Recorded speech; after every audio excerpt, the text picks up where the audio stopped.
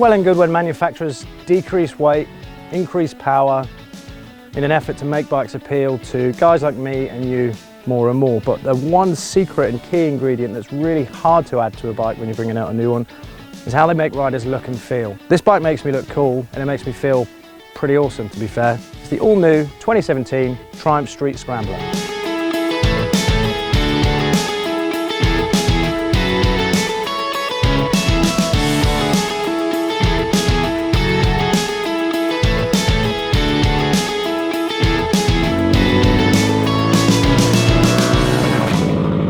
So in the previous episode of the show, we rode the Triumph Street Cup. It has this slightly edgy, urban, aggressive cafe racer feel.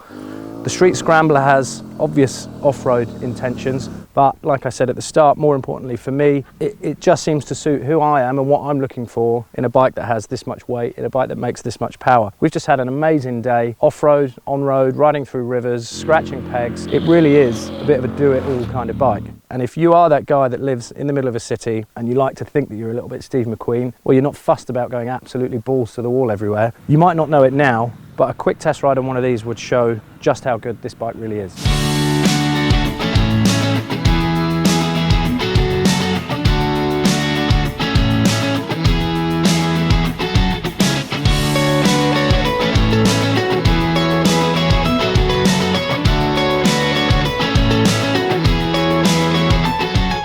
So the visual differences between this Street Twin and Street Cup, when you consider that they share the same platform, are fairly obvious. But just in case they aren't, we'll walk through the bike and talk about them. The first thing is this bike is running a specific tyre to it. It's the Metzeler Tourance. It's got enough capability, like the rest of the bike, for gentle, mild green laning. So sticking with that Scrambler theme, what we've got is a 19-inch front wheel, spoked, this little sump guard tucked down the front. Mechanically, and kind of in terms of the chassis, it is pretty much identical to the other bike in the street range. What we've got on this bike though, and what's slightly different, is the frame mounting points for various bits and pieces underneath the seat, the alley rack that you can have on the back, all these little different pieces that you won't see until you have a proper look at the two bikes lined up next to each other. They require different mounting points and different lugs on the chassis.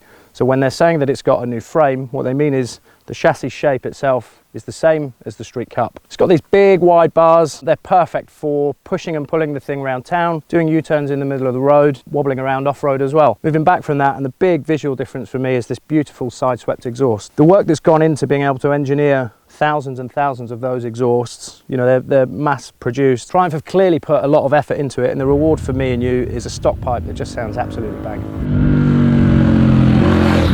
So in standard form, you get two options. You get a sweet little alley rack that you can bolt on and bolt off in a couple of minutes. You can replace it with that little pillion perch. These pillion pegs, unlike the Street Cup, are demountable, so you can unbolt them, chuck the pillion seat in the back of the garage and just go kind of full Steve McQueen if you like. So in suspension terms, unadjustable Kayaba forks at the front and slightly longer shocks than Street Cup at the rear, but they offer the same 120 mil of travel. The whole thing when you sat on it obviously feels a little bit taller than the Street Cup, but it's actually marginally shorter than the outgoing Scrambler that Triumph have been making for the last 10 years, I think. So like I say, the mechanical similarities between this and Street Cup and Street Twin are obvious, but where this bike differs slightly is the ABS is switchable for when you're wobbling around off-road, and the traction control can be switched off as well. Handy when you're going off-road, as I found out today, and more than just a gimmick. Another difference is the clock setup. On the Street Cup, it has Thruxton R-clock, kind of twin dials, chrome bezels. They look and suit that bike perfectly, but with this one, what you get is a single clock, has an analog sweep speedo around the outside, and a big enough to use and worth having digital display that shows a couple of trip meters, what gear you're in, RPM if you want it to. There's a usable amount of information that the single clock has that just appeals to me. It's another little element of this bike that I found I like a little bit more than the Street Cup, if I'm honest. So you might have heard me grumbling on the Street Cup and possibly on the bobber launch as well about how the bike could probably do with a little bit more brake. Bizarrely, this one I think is pretty much on the money. It didn't really feel like it needed any more. It's got a single 310mm disc with a slide-in 2-piston caliper at the front. ABS, like I said earlier, you can switch it off. And that bit that I was talking about at the start about how this bike makes me feel, there's just something about this combination of bits and pieces that just makes me feel like I'm enjoying the ride more so than on the Street Cup. Bizarrely, I've had a look at the numbers. This bike weighs about the same as the outgoing Scrambler. I've ridden that bike quite a bit and it just felt like it weighed a ton. I think the big difference comes down to the way this bike makes its power and the fact that it makes substantially more power and torque than the old Scrambler. That thing before felt like a bit of a bus. You know, if you try to go off-road like we are now, you know, I've ridden to the side of this weird Spanish hillside. If the old one fell on you, that's you done for unless somebody's there to help you get up. This bike just feels, when you're riding it, a little bit more dynamic. It feels like you can push and pull the thing around. And I kind of get the feeling that if I did drop this, it would be relatively easy to pick up. It's ridiculous when you think that on paper they weigh the same. There's just something about this bike that feels different, and it feels really, really good. So what is it about this bike that I like so much? Well, when you consider that it does share so many parts with the other bikes in the street range, I'm not entirely sure. It's that special ingredient that some bikes just have. I don't know whether it's because the bars are nice and upright and you get a great view of the road. I don't know if it's because of the way it produces the power and torque that it has through that really easy to use 5-speed gearbox. There's just something going on in this bike that's making me want to own one. That's no bad thing, unless you're me and you've got no money, which is me. We did a good 3 or 4 miles on this kind of shaly track loop. Some proper stuff to get stuck into. Had a whale of a time. I am to off-roading what a double-decker bus is to off-roading. I've got absolutely no off-road ability at all. But I found that I stood up on the rubber pegs, got stuck in, quite happy to stick the thing on the stop and let the back step out a bit and do a few skids here and there. Not a single moment, no screaming from my mother, nothing. It just got stuck in, and I was really surprised with how it made me feel. It made me feel confident, which is one good thing, but it also made me smile. This is a genuine smile thanks to this bike. So you might think that it is just a little bit of a marketing gimmick, make the thing a bit taller, stick some funky knobbly tyres on it, you know, stick a sump guard on it and call it a scrambler and hope that people just never really ride it off-road.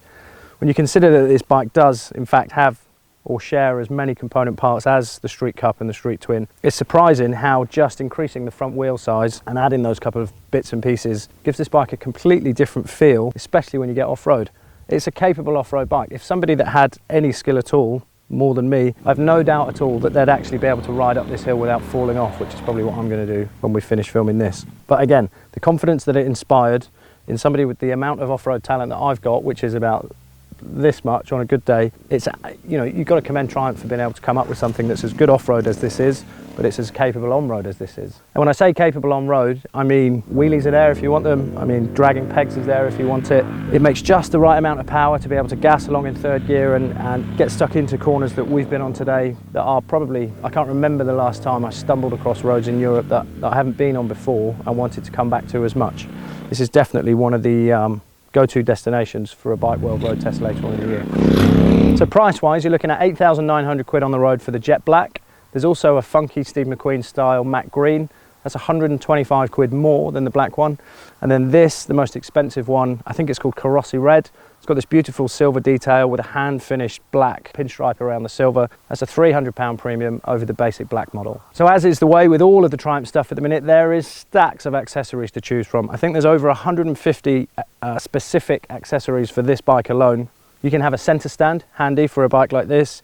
You can also have an auxiliary power cable that runs up and you can mount on the bar, so you can plug your sat nav and your kettle and stuff into it. They've thought of everything in a bid to save you from wanting anything that isn't Triumph. It makes complete sense in terms of not invalidating your warranty and that ease of fitment. So it's not like you're going to order something off eBay, it's going to arrive from China and none of the holes are going to line up. This is all box ticking stuff that you can have delivered to your nearest dealer and they'll stick it on for you straight away. So I got really excited at the prospect of riding the new Speed Triple.